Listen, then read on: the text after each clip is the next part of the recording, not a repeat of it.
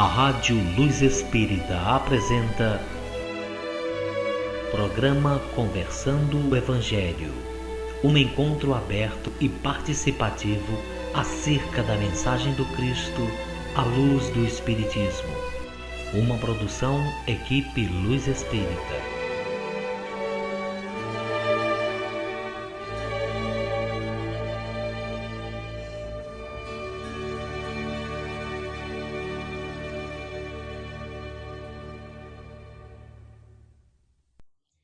Boa noite, uma linda noite para todos vocês, amigos. É com muita alegria que nós estamos juntos novamente para mais um Conversando o Evangelho.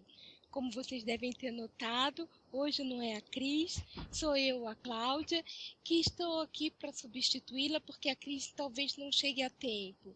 Mas, como diz a nossa mana Cris, sintam-se todos abraçados, sintam-se todos acolhidos, não somente por nós, pela equipe que estamos aqui presente, mas sim por toda a espiritualidade que nos acompanha, que sempre está de prontidão para nos intuir, para nos acompanhar no nosso estudo de hoje.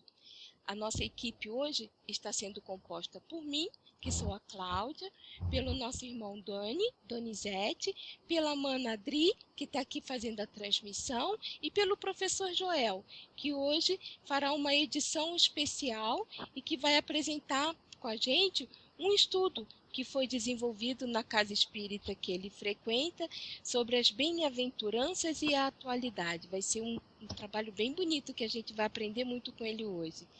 Então, para a interação de hoje, a gente pede que vocês coloquem suas observações,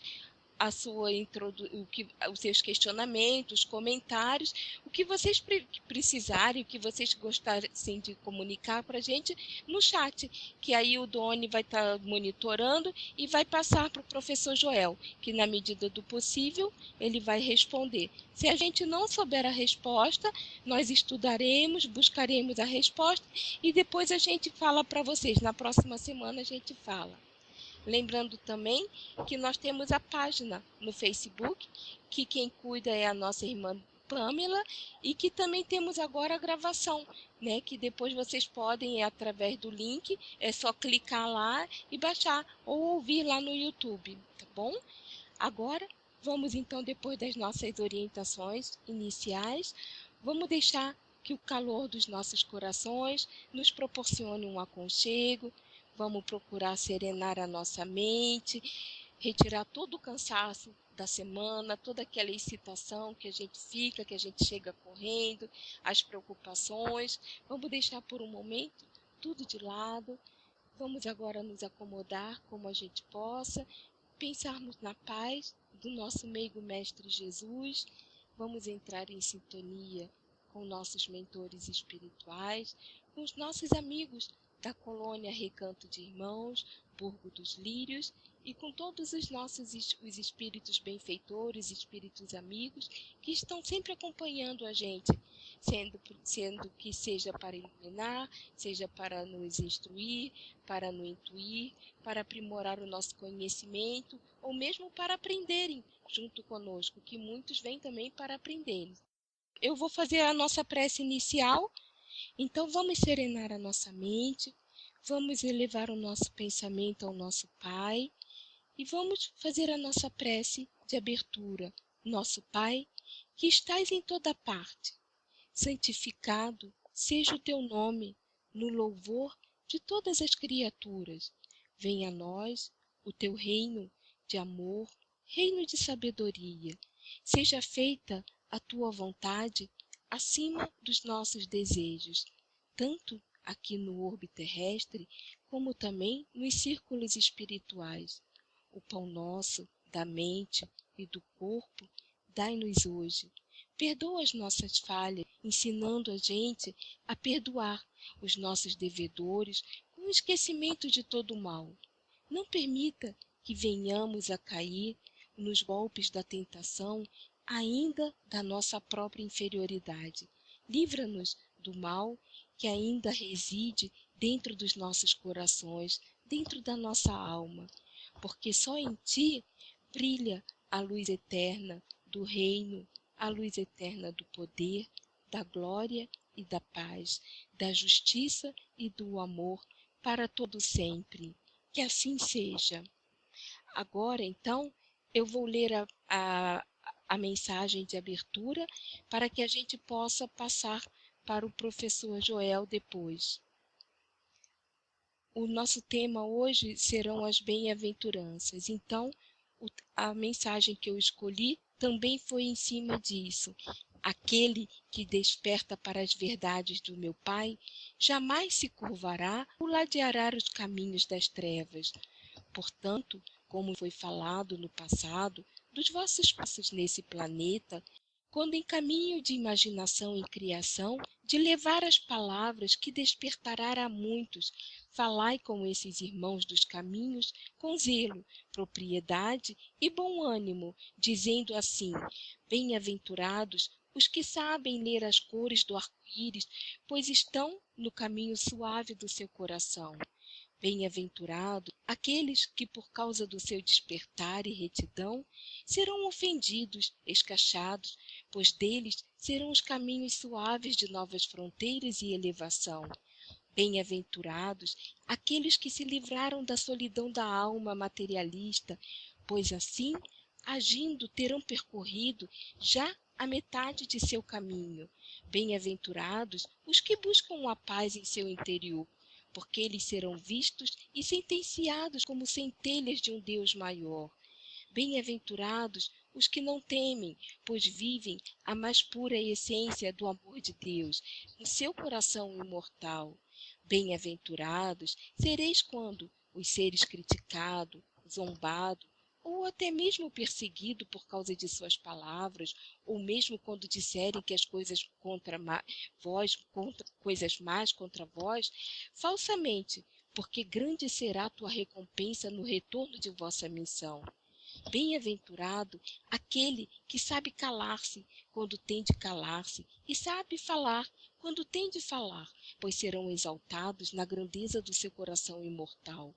Bem-aventurados pela misericórdia e compaixão, que distribuirão todas as centelhas sem distinção, porque assim obterão a misericórdia em seus caminhos de elevação e de paz. Bem-aventurados aqueles que escolheram nascer na imperfeição deste planeta, para que assim pudessem trabalhar e distribuir amor, pois sereis duplamente recompensado pela paz em seu interior e pelo amor carregado de gratidão. Bem-aventurados os buscadores da verdade, ainda que não a encontrem, porque serão recompensados pela busca constante. Bem-aventurados aqueles que choram lágrimas de compaixão, pois receberão em seu íntimo a luz caliente do amor maior. Bem-aventurados aqueles que não buscam a felicidade na efemeridade ilusória da materialidade, porque a verdadeira felicidade os encontrará. Bem-aventurados aqueles que se tornam limpos, pois conseguiram mergulhar fundo em seu coração e, portanto, colocaram-se face a face com Deus. Bem-aventurados os que não se metem, porque eles não se importam com os que se enganam. Bem-aventurados aqueles que, na mansuetude de seu coração, caminham em seus passos missionários. Esses receberão a terra e os 20 por recompensa de amor. Bem-aventurados aqueles que se entregam à verdade e à vontade do Pai, pois assim terão finalmente encontrado a verdade. Bem-aventurados aqueles que se tornam alimentadores e saciadores daqueles que têm sede, que têm fome, pois além de saciarem a fome e a sede de muitos, com certeza terão vossa própria sede e fome saciadas. Bem-aventurados os que amam a si mesmo, pois saberá como amar o próximo. Bem-aventurados aqueles que se desvencilham de suas riquezas e tornam-se pobres no espírito e humildes em suas ações, porque deles muitos tesouros do universo. Bem-aventurados aqueles que desaprendem, desconstroem suas visões e maculações, porque eles renascem como uma fênix das cinzas materialistas. E agora, com essas palavras, vamos passar a palavra para o professor Joel. Professor Joel?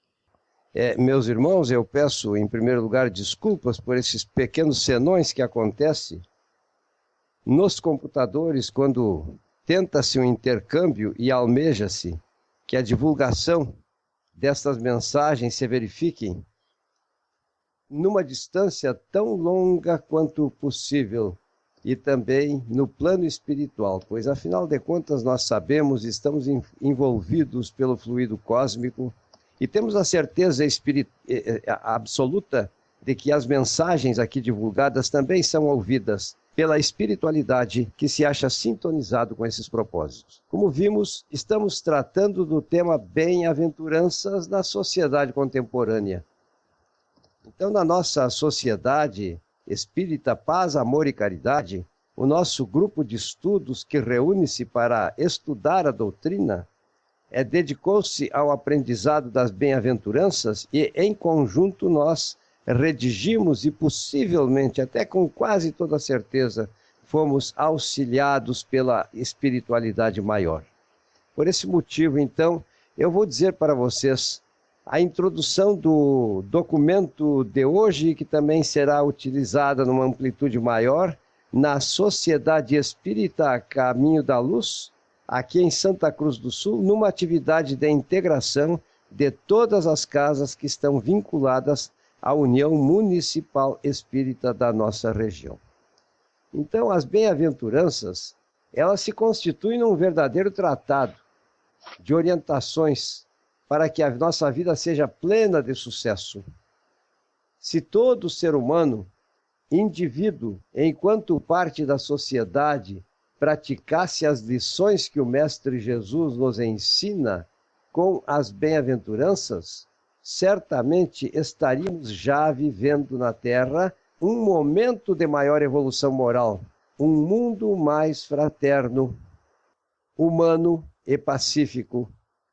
Cabe a cada um de nós, no dia a dia, nas mais simples atitudes, e vivenciarmos as lições de Jesus, para que a mudança aconteça.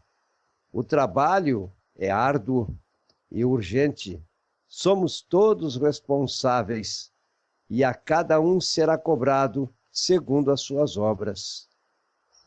Nada há nas bem-aventuranças que seja difícil ou impossível de praticar. Basta que realmente nos empenhemos em modificarmos-nos se realmente desejarmos um mundo melhor.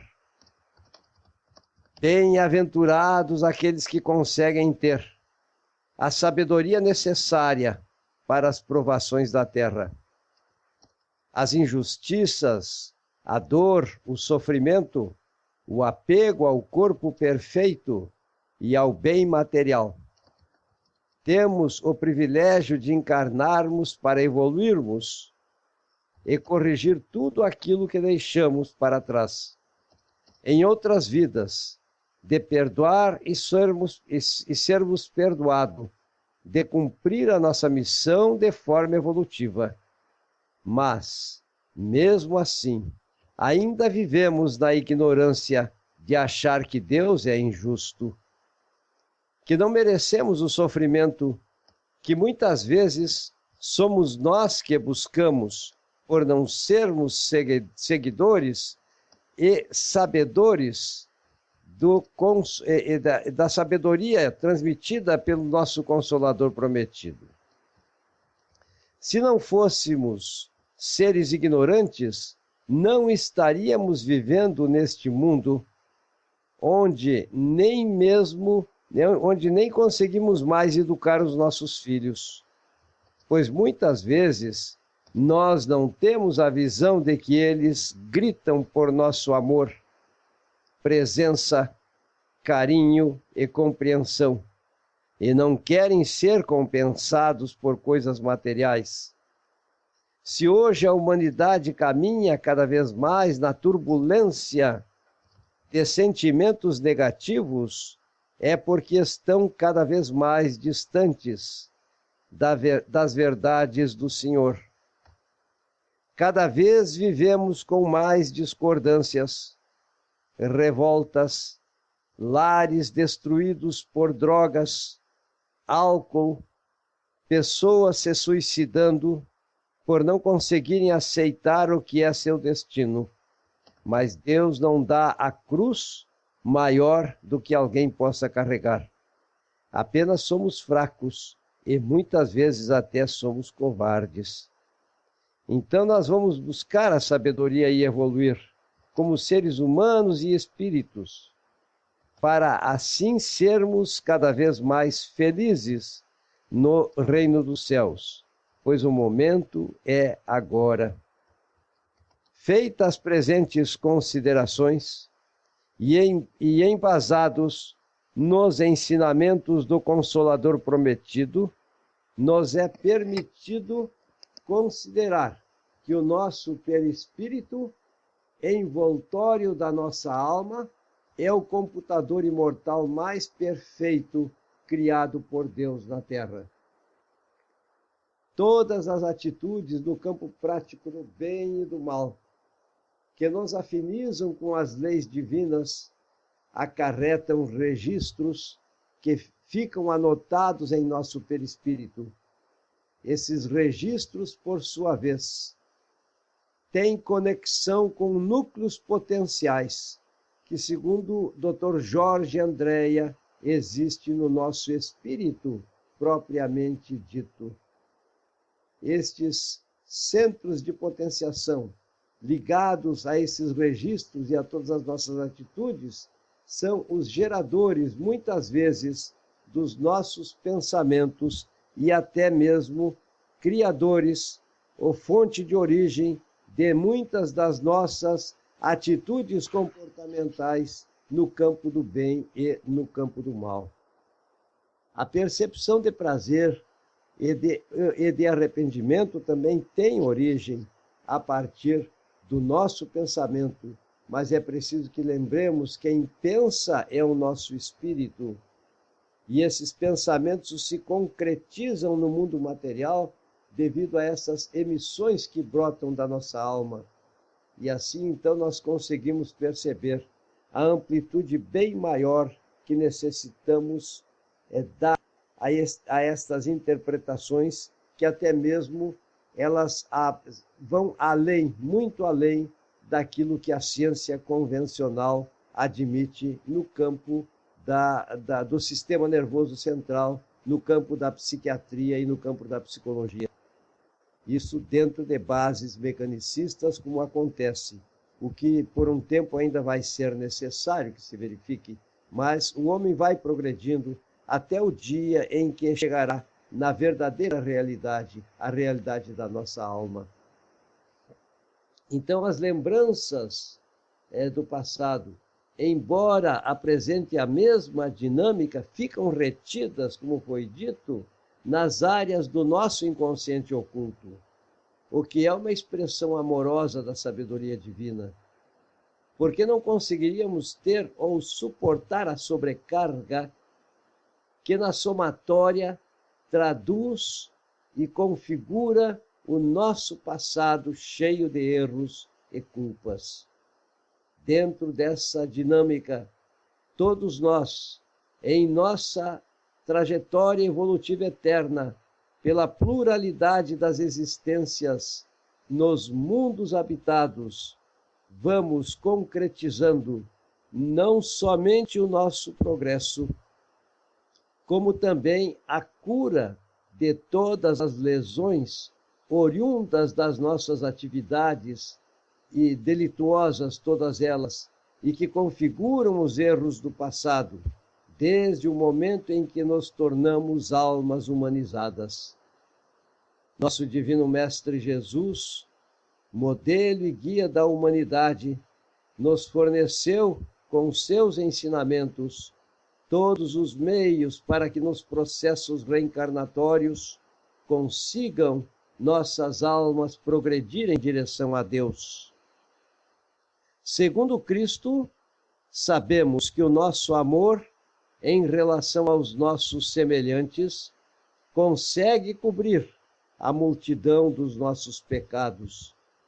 Devido a estes ensinamentos, entendemos e percebemos a luminosidade do Mestre, que nos pregou a prática da indulgência, da resignação, do perdão, do amor ao próximo e a Deus sobre todas as coisas, como forma de progredirmos, purificarmos-nos e nos afinizar cada vez mais com este ente supremo e com os irmãos maiores, co-criadores do Pai, que almejam que sejamos bem-sucedidos na autotransformação e prática de todas as virtudes pelas quais num dia teremos uma maior afinidade com Deus.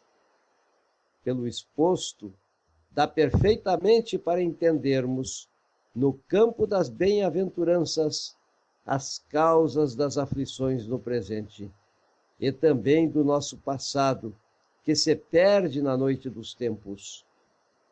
Ao mundo contemporâneo, é possível que o ente supremo esteja concedendo a chance de mudar o seu trajeto evolutivo, antes que o nosso orbe se torne um planeta de regeneração, cujo início já está acontecendo. O nosso intercâmbio, porque somos almas encarnadas e desencarnadas, pode-se dizer que acontece em todos os momentos da nossa vida. Esse intercâmbio é mental, de aura para aura, e é dependente do nosso estado espiritual. Essas considerações evidenciam a importância das recomendações do nosso Divino Mestre Jesus, que sempre nos orientou para a prática da vigilância e da oração em todos os nossos momentos existenciais, para ficarmos protegidos da ingerência do mundo das sombras, que, valendo-se dos recursos hipnóticos, poderão entrar em nossos pensamentos e nos induzir à prática de atitudes lastimáveis que provocam a nossa infelicidade, às vezes, e de todos os nossos entes que até mesmo nos cercam. Por outro lado, quando estamos respaldados, protegidos pela interiorização dos ensinamentos do Cristo, teremos os requisitos da nossa afinidade com as forças do bem, as quais sempre viabilizam intuições sugestivas para o nosso aperfeiçoamento em direção a um porvir de progresso, amor e felicidade. Se analisarmos o fato de que a humanidade encarnada tem a característica de configurar, ou melhor, que configura a invigilância, é fácil entendermos o porquê de tantos crimes abomináveis, desvios comportamentais, que primam pela prostituição e exacerbação desregradas, especialmente os dos culposos prazeres carnais. O álcool, o tabagismo, os tóxicos, os entorpecentes ou mesmo as drogas excitantes, como é o caso dos estupefacientes, usados muitas vezes, e exemplificamos a utilização que está acontecendo criminosamente dos comprimidos chamados êxtase, estão sendo o combustível malévolo do mundo das sombras, o qual, desejando vampirizar suas vítimas, usa a invigilância das mesmas para estes comprometimentos, que não só comprometem a lei do amor a Deus, ao próximo e a si mesmo, mas são as causas geradoras das doenças e sofrimentos, não só no presente, mas também apresentam as causas constituídas em nosso passado, e que agora se extravasam de nossa alma na forma de energias deletérias, que provocam em nós as doenças kármicas, que a medicina não consegue debelar, É a forma amorosa com que o Pai, que ama sempre seus filhos, enseja para que nós, almas doentes, possamos ter a nossa autocura pelo percurso doloroso das várias enfermidades. Todas as atitudes pecaminosas que configuram os gestos de desamor e outras formas egoísticas e criminosas de atitudes são as causas que geraram as nossas imperfeições e motivam nos dias atuais os problemas que a humanidade enfrenta numa globalidade planetária.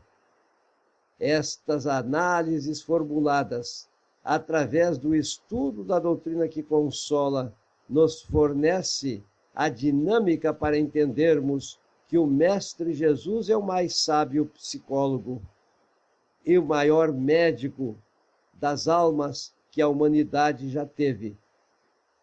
A lei das bem-aventuranças nos permite a formulação das análises acima escritas, e muitas que na continuidade do estudo e até mesmo na exposição de hoje, cada um poderá formular na forma de questionamentos e perguntas, ou poderá formular, realizar a formulação por si mesmo. Seguindo Jesus, compreendemos a importância de nos amarmos e nos instruirmos, respaldados nos seus ensinamentos, para um dia sermos membros de uma família totalmente cristianizada, para consolidar as diretrizes do Cristo, quando disse: nenhuma das ovelhas do aprisco do Pai deverá ser perdido. É preciso que entendamos, meus irmãos, que nós estamos num momento em que Cristo reconhecia que nós todos somos almas doentes. Não foi sem propósito que ele reconheceu e identificou estas doenças e na sua capacidade de empatia, e agora já não estou lendo o documento, estou pensando em voz alta, tinha as condições para enxergar as lesões e as doenças existentes nos organismos humanos, mas também os registros existentes nas almas. E por esta razão não foi sem motivos e prossegue tendo utilidade no presente e prosseguirá tendo estas utilidades no futuro, que o nosso divino Mestre de Jesus assim se expressou: ó vós que estáis aflitos e sobrecarregados, vinde a mim e aprendei comigo, que sou humilde e brando de coração. Aprendei comigo, aceitai meu jugo, que é leve e suave é o meu fardo, e assim obtereis alívio para vossas almas cansadas. Percebam, meus irmãos, no amor, no perdão, na capacidade de empatia, que é uma virtude que precisa ser desenvolvida em cada ser humano, que nada mais é virtude da alma, pois somos almas encarnadas, nós poderemos sentir as dificuldades dos nossos semelhantes e, ao invés de optarmos pelo percurso do caminho do revide, da agressividade, da vingança e de outras formas de atitudes de confronto, nós poderemos sentir verdadeiramente que somos almas doentes e que ele é uma alma doente, é uma alma aflita, e por esse motivo até iremos ter aquela postura de piedade tão bem caracterizada, não só pelos ensinamentos do Divino Mestre Jesus, mas também pela postura comportamental que ele teve nas mais variadas situações. Como, por exemplo, quando estava no final da sua via crucis, condenado que foi pela determinação orgulhosa, prepotente e maldosa do sinédrio judaico, que impôs a Pôncio Pilatos a tortura e a morte de Cristo, ele ainda olhou para os céus nos momentos finais, quando crucificado entre dois ladrões. E era ainda maltratado, pois que teve seu peito perfurado por uma lança. E quando sentiu sede, deram-lhe o vinagre. E ele olhou bondosamente para os céus e disse: ó Pai, perdoa-os, porque realmente eles não sabem o que fazem. Percebam, meus irmãos, o Mestre Jesus traz para nós ensinamentos que apresentaram utilidades para o surgimento do cristianismo redivivo, que deixou de ser fiel aos caminhos propostos por Cristo, quando o cristianismo tornou-se uma religião de propriedade dos poderosos. E assim nós temos a história que traduz o conjunto de maldades humanas responsáveis pelos sofrimentos de tantas pessoas. Toda a humanidade sofria sempre nas mãos dos poderosos. Pensemos nos movimentos inquisitoriais, feitos em nome de Deus e de Cristo, onde as pessoas eram torturadas para por fim serem enforcadas ou queimadas vivas numa fogueira. Porque fora da igreja, no entender deles, que já não era mais o cristianismo, mas sim um equívoco interpretativo, oriundo das imperfeições humanas, tornou-se uma religião diferente daquela que Cristo professou. Porque ele mandou que perdoássemos 7, não 7, mas 70 vezes 7. Mandou que nós fôssemos, aconselhou-nos que fôssemos indulgentes. Aconselhou-nos que amássemos ao próximo como a nós mesmos. E a Deus sobre todas as coisas. Percebam, pois, meus irmãos, nesses ensinamentos, que voltaram de novo a ser transmitidos, não só por enviados especiais do Pai, que muitas vezes se expressam, vejam bem, na multiplicidade das crenças religiosas. Porque é preciso que nós espíritas reconhecemos, nós não seremos os trabalhadores de última hora, os únicos eleitos a nos candidatarmos à postura de salvação, que vem a ser de nos tornarmos membro da grande família universal, totalmente cristianizada, no dia em que o nosso planeta esteja completamente na fase de regeneração completada. Mas outras ovelhas do aprisco do Pai precisam ser salvas. E Cristo disse que o Pai havia para ele recomendado que nenhuma só de suas ovelhas perder-se-iam. E por este motivo, então, esta doutrina nos consola. E os estudos e interpretações feitos em cima das bem-aventuranças que ele deixou para nós, e que são esmiuçadas, esclarecidas pela doutrina que consola, nós temos a vida toda para pensarmos, para interiorizarmos esses ensinamentos e para aprendermos que realmente a causa e o efeito é uma lei universal. A semeadura livre é feita, mas a colheita é obrigatória. Se com ferro ferirmos, com ferro seremos feridos. Na medida com que medirmos, também seremos medidos. Cuidemo-nos, meus irmãos, para não enxergarmos o argueiro no olho dos nossos semelhantes, quando não conseguimos ver nem mesmo a trave que está sobre nosso próprio olho. Percebam, meus irmãos, que realmente somos pessoas bem-aventuradas. E estas bem-aventuranças destinam-se a todos aqueles que querem afinizar-se com Cristo e interiorizar os seus ensinamentos.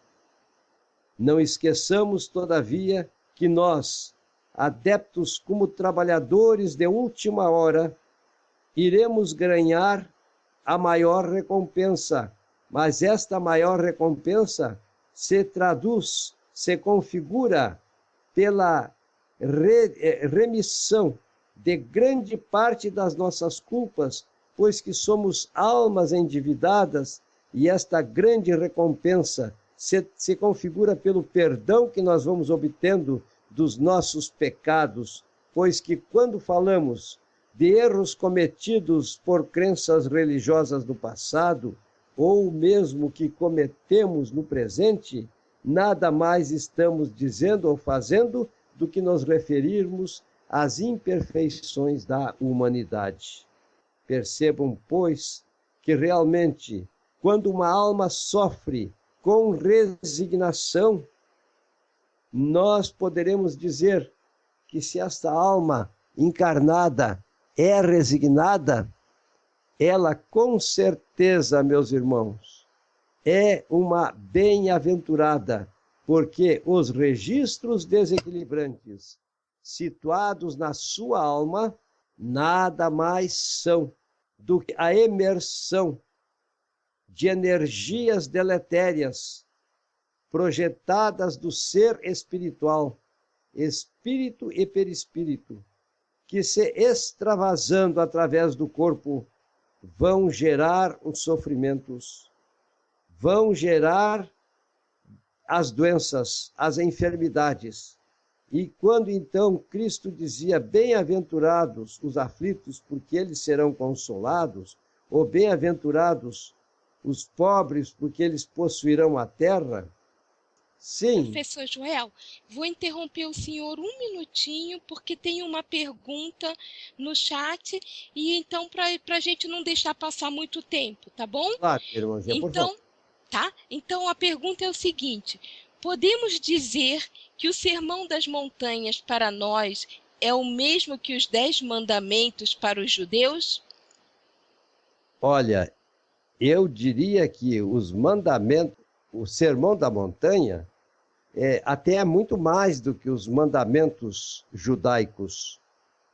Eu digo assim, meus irmãos, porque, na verdade, Moisés fez no Decálogo a inserção de leis humanas. Talvez porque o povo muito primitivo precisasse de rigor, de energia e até mesmo de violência para serem debelados e transformados nas suas imperfeições. Na verdade, uma sacudidela, professor, que precisava para poder começar a ter um parâmetro?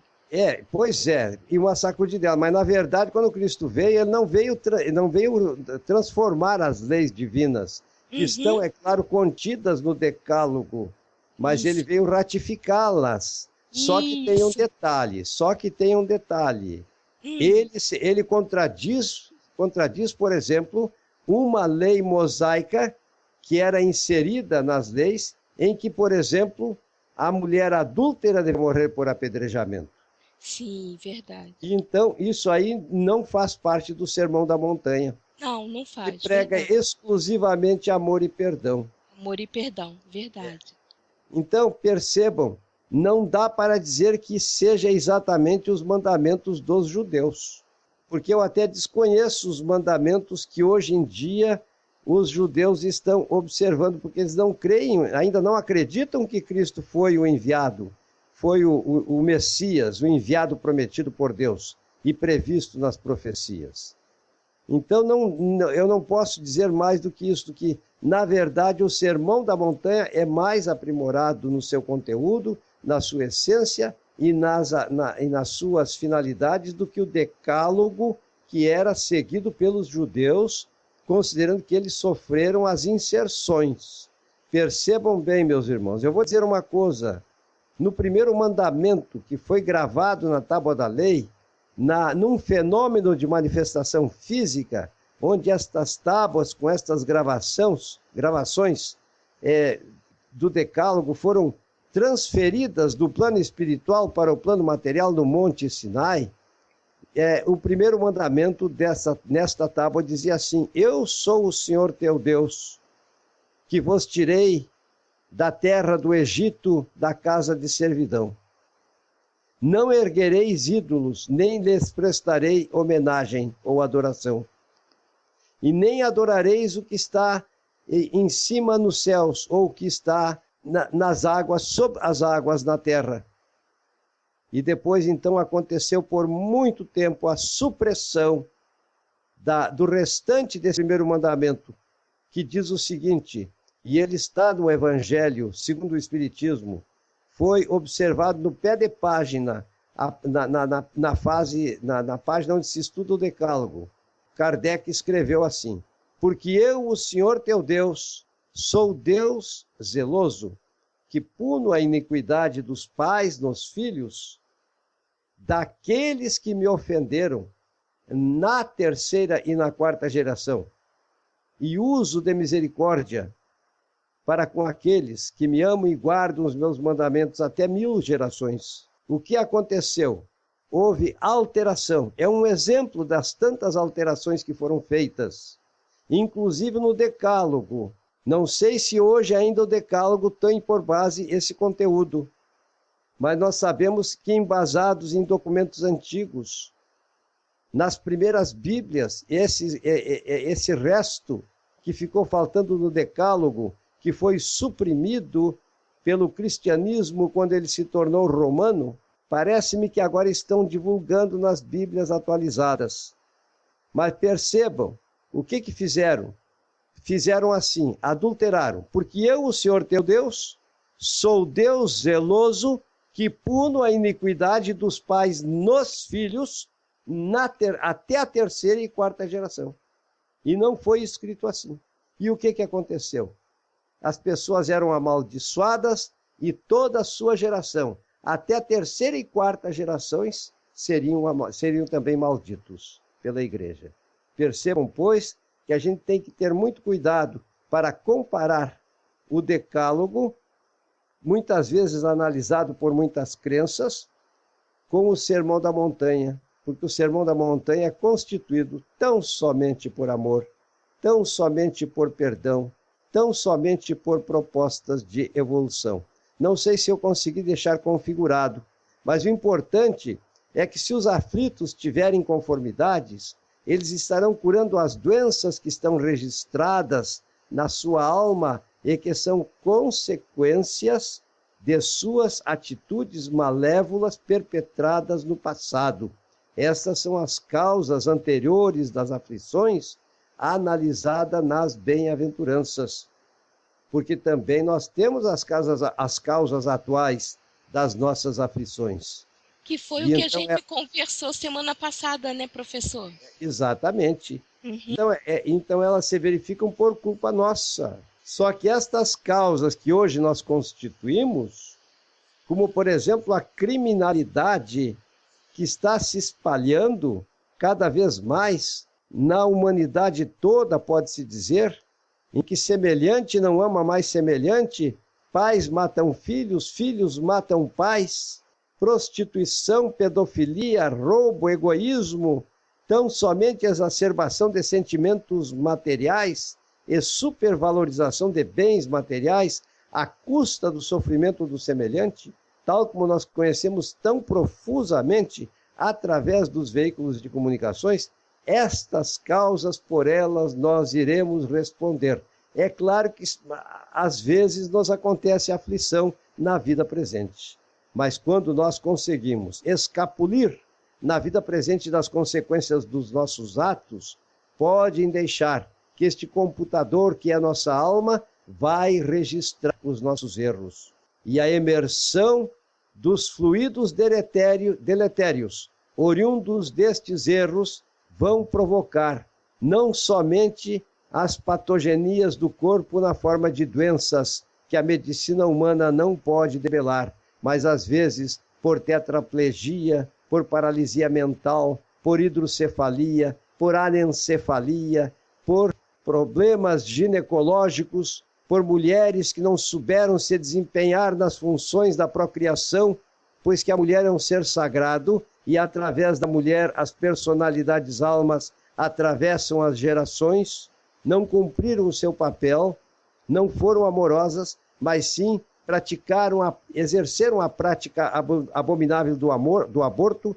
Todas estas situações ficam registradas nas almas e dentro da eternidade, com certeza, Deus que ama inclusive estas almas culpadas, irá ensejar as mesmas a oportunidade da cura por meio, às vezes, das patogenias imensamente dolorosas ao longo de muitas e muitas existências pelos processos reencarnatórios. Professor, Sim. perdão interrompê-lo mais uma vez, temos mais uma pergunta, ou um comentário, vou ler aqui. Mahatma Gandhi disse que se toda a literatura espiritual da humanidade perecesse e só se salvasse o Sermão da Montanha, nada estaria perdido. É a frase de Mahatma Gandhi, é verdade, né, professor? É verdade, Que maravilhosa porque, verdade. na verdade, professor, eu, por exemplo, compreendo o Sermão da Montanha como Uma gama de ensinamentos um roteiro e de de remédios, como viver, ser feliz, com o caminho que a gente tem a seguir para a gente chegar ao nosso Pai e ser chamados realmente de filhos de Deus, né?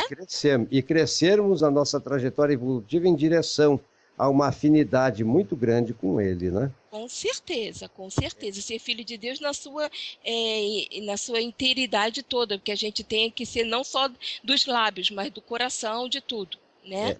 Mahatma Gandhi foi um grande enviado de Deus.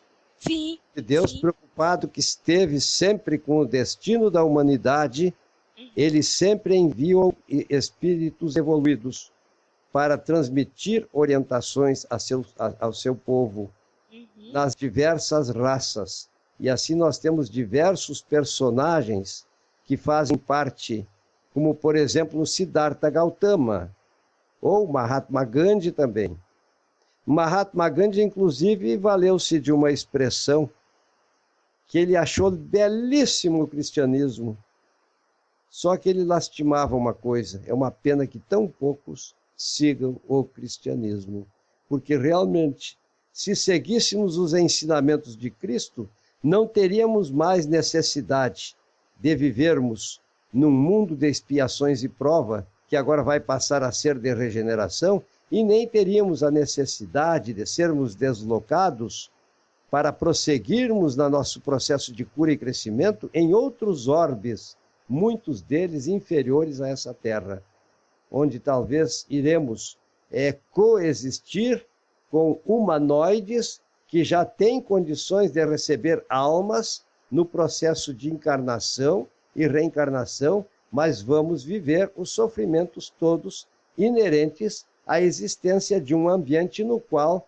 os macacos têm que conviver conosco, embora nós, cobertos de pelo, já tenhamos atingido o grau de humanização.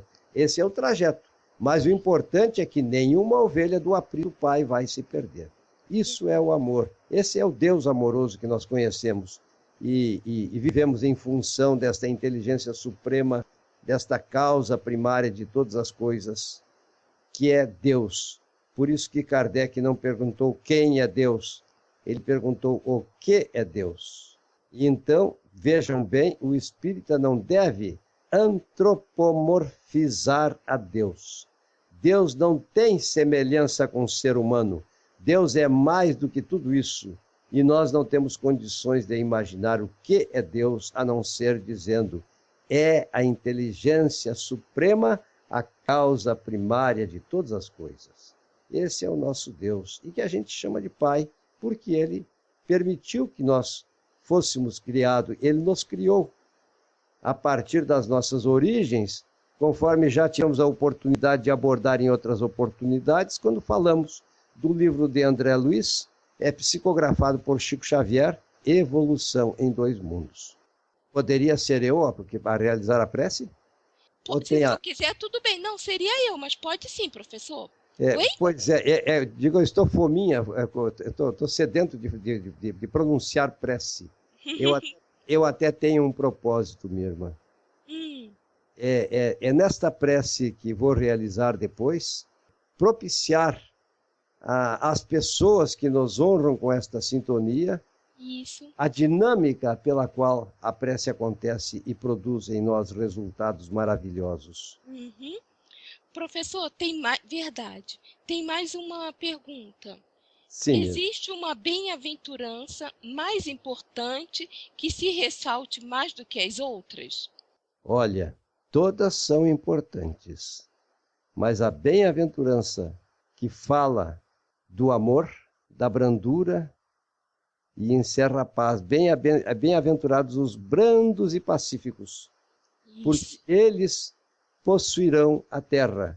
Não só, os brandos e pacíficos são aqueles que já conseguiram curar as suas almas doentes.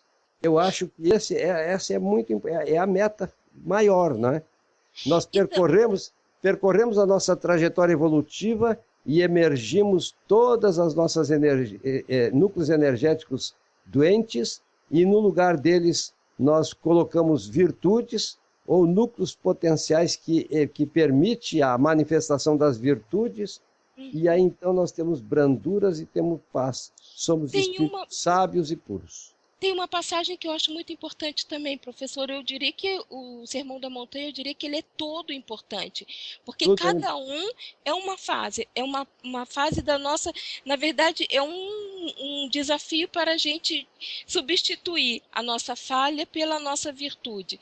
E que nem a parte que fala, bem-aventurados os pobres de espírito, porque deles é o reino dos céus. Na verdade, é a busca do nosso espírito pela humildade, pela maturidade espiritual. Então, eu diria que é tão importante quanto, porque a gente sem a humildade, no fundo, a gente ainda está com o egoísmo presente, a gente ainda está com o individualismo, a gente ainda está muito preso à materialidade. Então, eu diria que cada etapa é uma etapa muito importante, né? É um degrau de evolução, é uma escadinha que a gente vai subindo para chegar mais próximo ao nosso Pai. No meu entender, na minha compreensão. Mas a minha irmã está certa. E acontece mais um detalhe. A pessoa é bem-aventurada quando se acha num estado de aflição e permanece, inobstante, resignada, sem protestar de forma nenhuma contra o poder, o amor divino. Estas pessoas estão sendo bem-aventuradas realmente, porque o sofrimento que elas possam estar enfrentando nada mais vem a ser do que o processo amoroso da cura que está acontecendo. Essa é uma forma mais atualizada, até científica, de extravasamento destas energias, porque no nosso corpo espiritual e orgânico entra fluido cósmico, que percorre o nosso corpo espiritual através dos meridianos magnéticos, e nós depois eliminamos esses fluidos do nosso ser. E quando chegam nestes núcleos potenciais, estes fluidos se tornam deletérios, geradores de doenças, e se extravasam através do nosso equipamento somático, e aí vem as doenças incuráveis, que a medicina humana não pode debelar, mas se nós estamos esclarecidos pelos ensinamentos de Cristo, com certeza nós vamos aceitar aquelas aflições, porque existe em nós a certeza absoluta de que no porvir, através da cura, teremos uma felicidade e uma saúde perfeita. Então, os aflitos que sofrem nestas circunstâncias são bem-aventurados. Não tem nada a ver com o sofrimento pela falta de bens materiais. Verdade. Professor, agora tem mais uma pergunta que, na verdade, é do Doni, que como ele está com problema de microfone, ele não consegue falar, né? Então, sim. A pergunta dele é o seguinte: o conceito de humilhar-se foi distorcido pelo mundo, pois se acredita que depender de Deus simboliza incompetência. Como que o senhor consegue explicar isso? Absolutamente, não simboliza incompetência de jeito nenhum.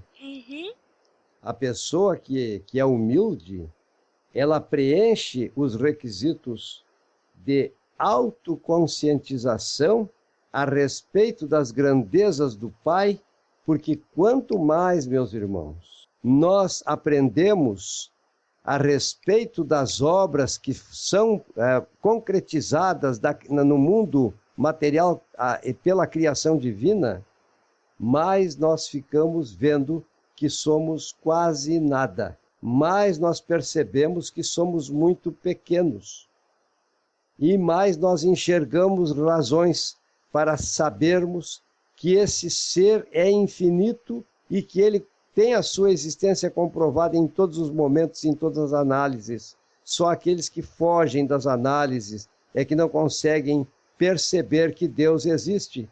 E entre tanta grandeza e todas as outras demais grandezas que a doutrina nos permite apreciar, nós temos mesmo é que ser humildes, mas não nos humilharmos. Nada a ver com humilhação. Não precisamos, por exemplo, fazer aquilo que fazem no Oriente algumas religiões em que eles usam, eu não sei o nome, é semelhante a... É latego, eu acho que é latego o nome que dão lá, onde Cristo foi inclusive açoitado com esse tipo de instrumento, e eles batem nas costas atualmente, quando vão a servir o seu Deus, no mundo árabe principalmente, até ficarem em carne viva, perdendo sangue, tendo hemorragia nas costas, se ferem, porque eles acham que com isso estão servindo a Deus. E acham que tem que se humilhar. No passado, quando tomavam ao pé da letra essas interpretações, o que faziam os adeptos que queriam seguir o caminho de agradar a Deus? Eles rasgavam as vestes, eles cobriam o corpo com cinza, ficavam totalmente num estado de miserabilidade e achavam que com isso estavam se humilhando. E não é nada disso. Eu acho que a humildade é reconhecermos a nossa pequenez espiritual, é compreendermos a nossa necessidade de autocrescimento, é percebermos que nós não temos que evoluir somente através do desenvolvimento das virtudes em nós configuradas pelo amor, configuradas pelo perdão, configuradas pela indulgência, configuradas, enfim, pela prática dos ensinamentos que Jesus deixou para nós. A gente respeitar, né, professor? Mas é necessário que não esqueçamos que na nossa humildade, a ciência e a filosofia, que vem a ser a capacidade de pensar e interpretar os ensinamentos de Cristo, nos tornam mais humildes, porque somente através da aquisição dos conhecimentos é que nós iremos perceber a grandeza desse Pai imenso. Eu sempre digo, o nosso acervo cultural, por maior que seja, o que ele é? É a nossa apropriação através do método científico daquilo que é obra de Deus. E a obra de Deus concretizada no mundo estava antes do pensamento de Deus. Então ele é o detentor de todos esses conhecimentos. Nós não temos que adorar os efeitos, temos que compreender a causa. Se os efeitos são maravilhosos, a causa é muito maior, é mais maravilhosa. E essa causa de tudo é Deus. Então, perceba, quanto mais nós aprendemos, mais nós vamos reconhecendo que somos muito pequenos. Então, por isso é se humilhar, é se tornar humilde, né? É se tornar humilde. Mas não se humilhar nos termos como pensavam os adeptos das crenças no passado, como, por exemplo, a ordem trapista, da qual não falam mais, porque era uma forma de postura comportamental que eu considero abominável. Porque veja só, minha irmã, a ordem trapista era um tipo de frade, de padre, que fazia um voto de pobreza, que se encerrava num regime fechado, totalmente isolado do mundo, que não usava nem mesmo calçados, uma veste o mais simples possível. Passavam trabalhando de manhã à noite, levantavam-se de madrugada para orar, e a sua cama era a cova, e o seu travesseiro era uma pedra, e com isto achavam que estavam servindo a Deus. E no momento da morte eles deitavam-se na cova onde dormiam e morriam ali, e assim viviam isolados, só sofrendo. Quanto mais sofrimento para eles, melhor era. E isso não é forma de se humilhar. Não. Isso é traumatizar o corpo físico, instrumento maravilhoso que Deus deu para nós e que deve ser usado para a evolução da nossa alma. Na verdade, nós temos que preservar ele, não agredi-lo, né? Preservar nossa saúde e proteger a nossa integridade. É nossa obrigação, né, professor? É, isso aí. Que é um patrimônio, na verdade, emprestado, né? Ele não é nosso, né? Tem um comentário aqui, professor, que eu vou ler para o senhor. Na realidade, o Sermão da Montanha é um verdadeiro código de moral, capaz de nos trazer a paz, a felicidade e a consciência tranquila. Ainda muito difícil para nós, mas o importante é lutarmos para conseguirmos. Por isso que Mahatma Gandhi disse que se fôssemos seguidores apenas do Sermão da Montanha, nós estaríamos salvos.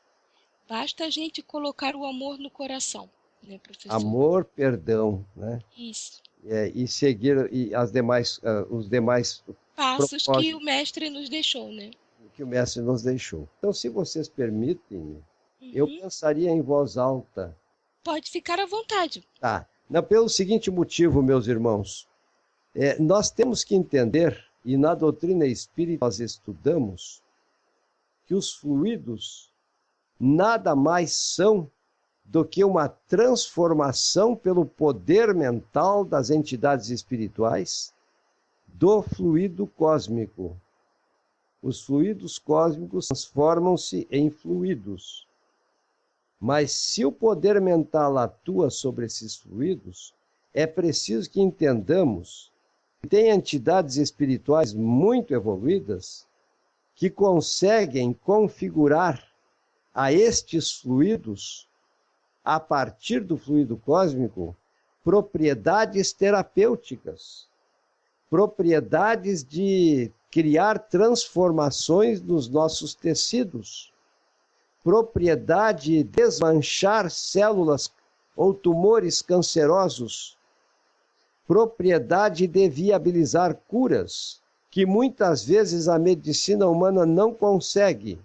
E, no entanto, através da prece, através da intervenção destas forças divinas, formada pelos co-criadores do Pai, estes fatos maravilhosos acontecem em todas as crenças religiosas, meus irmãos. Não profusamente. Às vezes depende, para que isto aconteça, da presença manifesta e gerada pelo amor das pessoas concentradas em um mesmo ambiente em nome de Cristo. Elas fornecem a energia mentomagnética. E essa energia mentomagnética, conduzida pelos poderes mentais de espíritos de luz, elas produzem resultados maravilhosos. Eu tenho aqui na minha casa um livro que trata das curas realizadas no Lar Frei Luiz, que existe aí no Rio de Janeiro, não sei se ainda existe. E nesta casa dedicavam-se à cura e apareceu o primeiro diagnóstico de um tumor canceroso no cérebro de uma pessoa. Depois aparece esse mesmo tumor materializado dentro de um frasco, no qual foi posto um conservante para que ele permanecesse sem alterações como prova.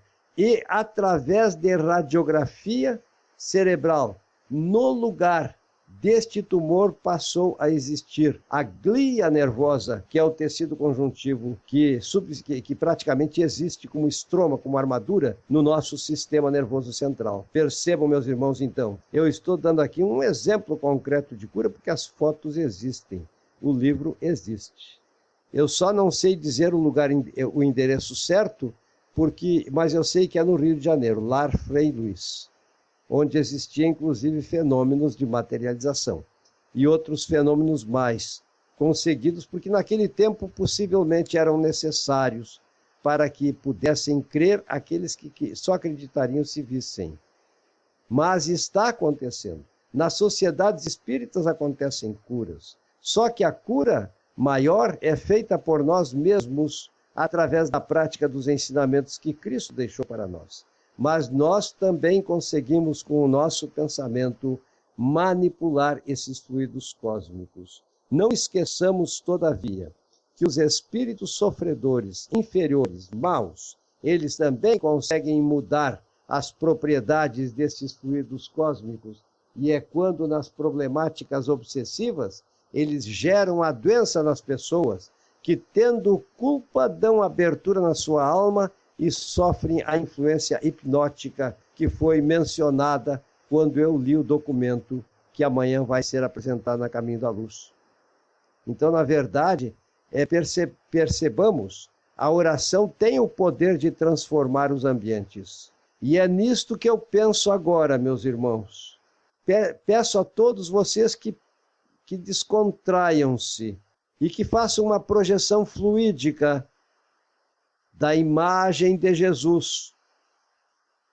E procurem sentir, meus irmãos, vocês que estão compartilhando neste ato de fé, neste ato de certeza, momentos de prece, que a divina providência está ensejando a oportunidade de participação, inclusive dos mentores espirituais, na dimensão espiritual. E para cada um dos que compartilham nestes momentos de oração, acontece a convergência desses fluidos que penetra pelo coronário existente no ápice de nossas cabeças. E começam esses eflúvios que sentimos perfeitamente neste momento a percorrer os meridianos do nosso corpo, os quais encontram-se conectados a todas as estruturas físicas do nosso organismo humano e vão nos inundando, revitalizando o nosso sistema nervoso central e até mesmo substituindo as moléculas anômalas que estão vibrando na frequência da doença por moléculas saudáveis, porque as mesmas podem, pelo fluxo de vontade dos mentores amigos em nome de Jesus, adquirir estas propriedades.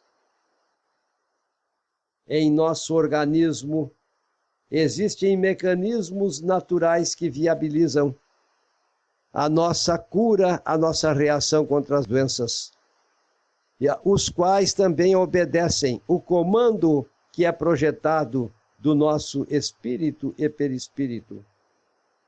E todos esses mecanismos são acionados por estas bênçãos divinas na proporção da nossa fé e da nossa receptividade. Porque se nós acreditarmos e querermos que esses eflúvios entrem em nosso organismo, estaremos dentro do contexto caracterizado por Cristo quando disse: teus pecados te foram perdoados, a tua fé te salvou, vai e não peques mais.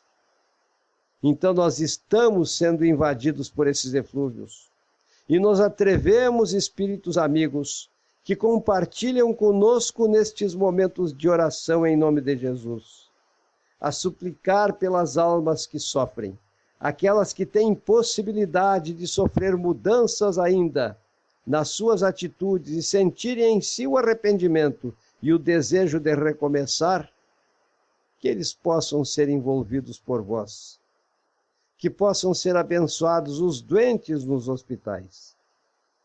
Almas muito mais doentes estão aprisionadas nas prisões, respondendo por seus atos, que possam ser envolvidos aqueles que desejem a ajuda do Pai, que desejem a ajuda do Divino Mestre Jesus, que os doentes nos hospitais possam ser socorridos, que as crianças abandonadas possam ser também envolvidas e ajudadas, que as pessoas prostituídas, viciadas e drogadas possam de alguma forma receber das forças divinas os meios para conseguirem a sua autolibertação, pois sabemos que elas estão precisando, mas precisam querer, porque se elas não desejam a cura, a mesma não vai acontecer.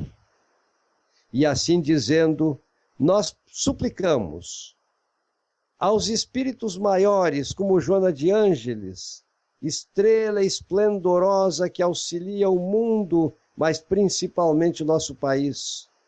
Ao nosso irmão Max, Dr. Adolfo Bezerra de Menezes, ao nosso irmão André Luiz, ao nosso irmão Antônio de Pádua, à nossa irmã Joana d'Arc e aos nossos irmãos espirituais todos, do Recanto de Luz e do Burgo dos Lírios e das colônias que existem nas cidades, onde tantos espíritos bons e benevolentes auxiliam as almas que sofrem, que para todos vocês que estão compartilhando nessas orações, como nós somos agradecidos, mas pedimos a todos os espíritos maiores que nas suas preces endereçadas a Deus, lembrem-se de todos nós, pedindo que o amor divino nos envolva, mas especialmente nós, trabalhadores de última hora, que desejamos percorrer este caminho até os últimos momentos da nossa vida corpórea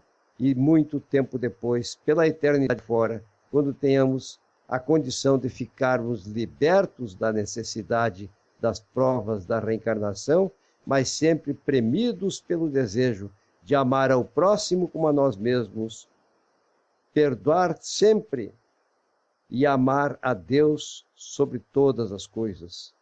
E assim dizendo, agradecemos a vós, amigos espirituais. E em nome de Jesus, e em nome do Espírito Guia, que com certeza está conduzindo esses eventos, nós somos gratos e pedimos a permissão para concluirmos esta atividade e que os irmãos que protagonizaram esses eventos possam ser envolvidos cada vez mais por vós, para conseguirem prosseguir na perseverança e no procedimento de servir a causa espírita que consola, a doutrina que consola, e que sejam instrumentos também das bem-aventuranças que precisam tanto ser estudadas e que foram motivo das nossas considerações no dia de hoje. Obrigado, Jesus. Obrigado, amado Pai Celestial. Obrigado, irmãos espirituais amigos, e que assim seja. Bem, amigos, então, acho que por hoje, professor, já estamos encerrando, não é? Temos alguns comentários ainda. A Linda disse assim: o lar de Frei Luís fica em Jacarepaguá, na estrada da Boiúna. É lindo, é maravilhoso. Ai, que coisa mais linda, que bom. É. Aí o Guest diz assim: os conceitos da doutrina espírita nos dão uma compreensão lúcida e lógica das bem-aventuranças. O dia que o homem aprender a respeitar o próximo, não haverão crimes, sequestros, Biafra, nem todas estas misérias que ainda são inerentes ao planeta Terra. Por isso que a gente está caminhando para a regeneração, né? É verdade. Justamente por isso que nós estamos caminhando e todos, que a gente, né? Todos os nossos irmãos, porque assim se manifesta, porque são nossos irmãos da doutrina, com certeza. Mais alguma consideração? Mais algum comentário?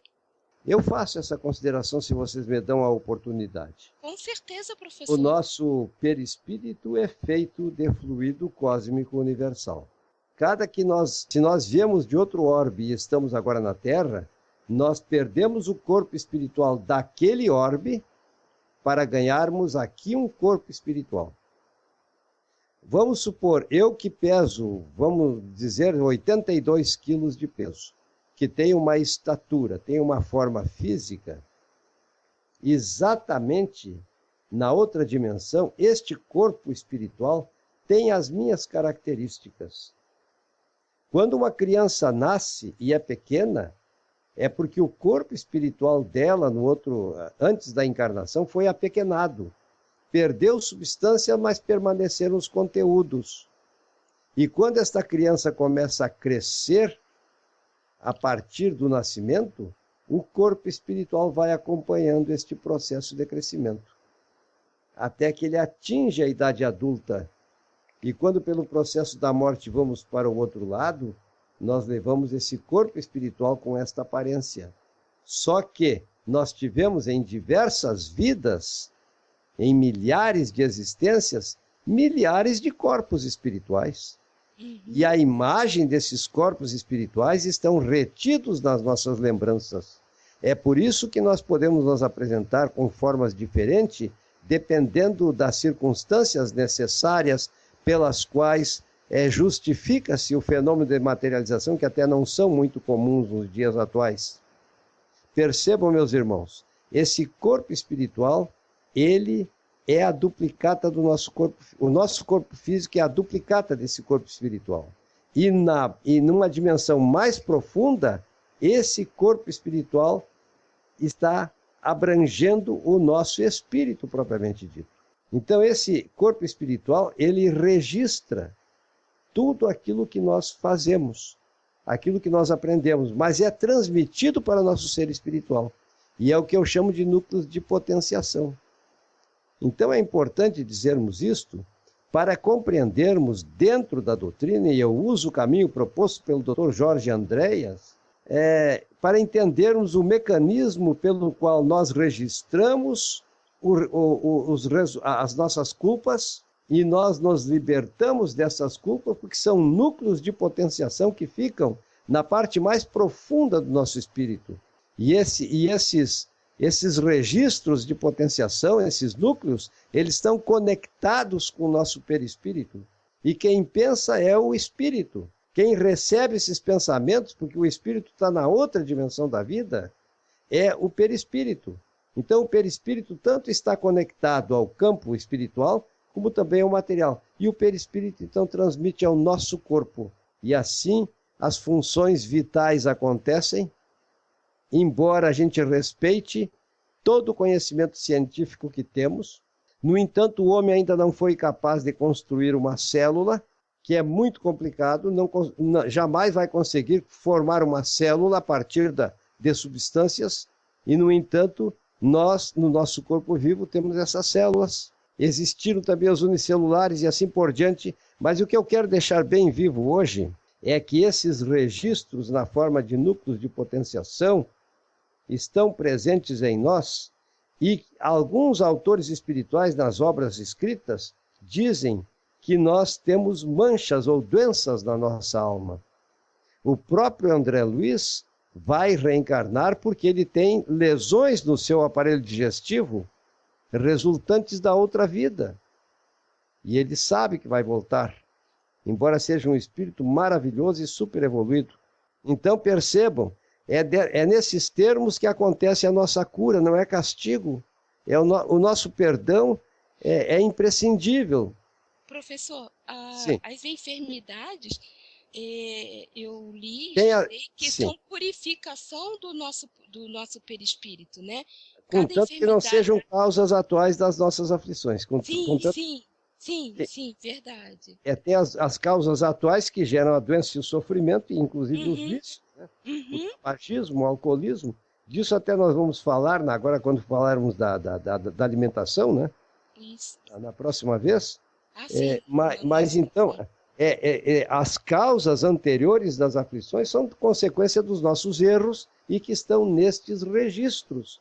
A gente está falando tanto porque as pessoas têm que compreender que é um processo de cura e o mal é uma forma, né, de doença que está na alma, culpada. Então não é o castigo que vai nos purificar. O sofrimento poderá nos purificar, sim, mas é o processo de cura que está acontecendo. Vamos supor que uma pessoa tenha estragado o seu fígado completamente, através do alcoolismo, gerando a cirrose hepática. Ele, numa outra existência, vai ter cirrose hepática de novo, porque o seu perispírito está com o registro da cirrose, e esse tem que ser transferido através do corpo físico do futuro. E é quando, então, uma pessoa, muitas vezes, muito regrada, muito cuidadosa da sua saúde, lá pelas tantas, estoura o câncer no fígado. É um processo de cura. Então, é importante que a gente diga isso, porque, na verdade, estamos falando em que nenhuma ovelha só vai perder-se. Ora, mas como é que pode ser isso? Todos aqueles que praticaram o mal um dia irão ser ovelhas puras do aprisco do Pai e irão conseguir a sua cura. Não pelo sofrimento como necessidade, mas quem está doente sofre na cura. A extirpação de um tumor canceroso, às vezes, do corpo, acarreta a dor e o sofrimento. A alma doente também causa quando se extravasa através do corpo físico, a dor e o sofrimento. Às vezes a loucura é uma forma de doença. Para quê? Para que se liberte da parte cerebral do perispírito os registros terríveis dos males que ele praticou através das péssimas utilizações dos seus pensamentos, às vezes sendo oradores eloquentes e persuasivos, como no caso de um Adolf Hitler, praticamente convenceu a sociedade alemã como sendo a raça superior, a raça dos arianos, e que deveriam subjugar os restantes dos habitantes da Terra, porque as demais raças não eram mais do que eles. Eis o que aconteceu, quanto sofrimento. E queriam exterminar os judeus, tanto que não cremaram, eles mataram por envenenamento.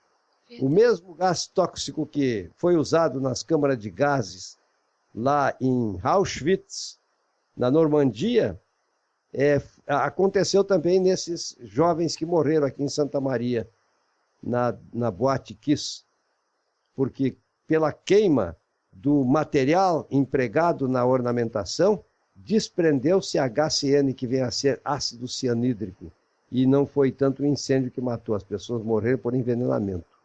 Bastou que aurisse um pouco deste gás, que é o mesmo gás, por sinal, empregado nas câmaras de gases, quando as pessoas são condenadas à pena de morte, nos países que aceitam esta lei, contra a qual no Brasil nós somos, é claro. Agradeço a vocês pela ajuda e pela paciência que tiveram de vencer com a competência bem entendida os percalços que aconteceram na transmissão, e que Deus abençoe, que a Divina Providência envolva cada vez mais todos aqueles que se afinizam com esta doutrina, para que possamos ser todos nós membros da grande família regenerada, que irá primar exclusivamente, já sem a prática do mal, quando o mundo tenha sido completamente regenerado, os ensinamentos de Cristo. E aí então nós iremos desenvolver os outros atributos da nossa alma, e que são frutos já desenvolvidos, atributos desenvolvidos que produzem frutos por parte dos co-criadores do Pai, que são os espíritos, que até mesmo acompanham a formação dos mundos novos, como Cristo esteve aqui na Terra no passado, junto com outros espíritos siderais, para estabelecer as balizas diretrizes, né, da evolução para as humanidades que por aqui iriam passar e que estamos passando hoje. Somos nós. Muita paz e muito amor para todos vocês, viu? Meus irmãozinhos, muito obrigado, paz e amor, e tenham uma boa noite, em nome de Jesus. Tchau, meus irmãos. Fiquem com Deus. A Rádio Luz Espírita apresentou programa Conversando o Evangelho. Uma produção Equipe Luz Espírita. Acesse www.luzespirita.org.br